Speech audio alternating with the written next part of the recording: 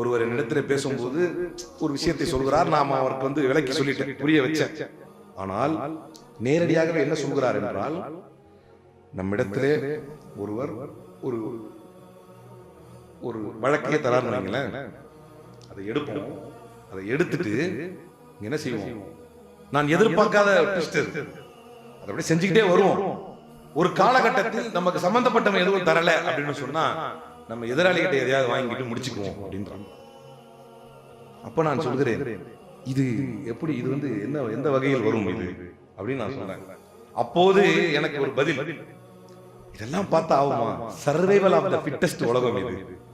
உலகம் என்னது, உலகம் என்னது, இது நம்ம டைலாகா? இது இங்க அந்த நாட்டில் சில டைலாக்ஸ் எல்லாம் இருக்குது உலகத்துல.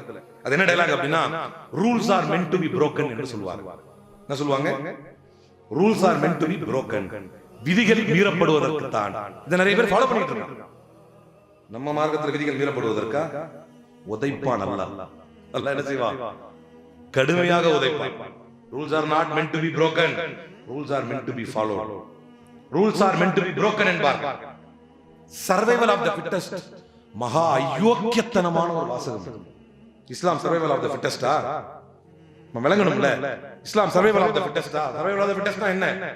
பலவானே வெல்வான். எவனோ ஒருத்தன் மேற்கத்திய நாடுகளில் தனக்கு வாய்ப்பு கிடைத்தால் யாரையும் ஏமாற்றலாம், சர்வைவல் ஆஃப் தி ஃபிட்டஸ்ட். தனக்கு வாய்ப்பு கிடைத்தால் எவனையும் கொலை செய்யலாம், சர்வைவல் ஆஃப் தி ஃபிட்டஸ்ட். பலவானா நீ ஜெயிச்சுக்கலாம். இப்படி ஒரு கொள்கை இருக்கு. சர்வைவல் ஆஃப் தி ஃபிட்டஸ்ட் என்கிறான் முஸ்லிம். சர்வைவல் ஆஃப் தி ஃபிட்டஸ்ட் இஸ்லாம். இர்ஹமு இர்ஹமு மன் அர்ராஹிமூன் யர்ஹமுஹுமுர் ரஹ்மான் இர்ஹமு மன் ஃபில் அர்தி யர்ஹமுக்கும் மன் ஃபிஸ் ஸமா. அருளாளர்களாக வாழுங்கள், இரக்கம் காட்டி வாழுங்கள். பூமியில் இருப்பவர்கள் மீது நீங்கள் இரக்கம் காட்டினால் வானத்தில் இருப்பவன் உங்களுக்கு இரக்கம் காட்டுவான். இரக்கத்தை சொல்லிக் கொடுக்கும் மார்க்கம் இஸ்லாம்.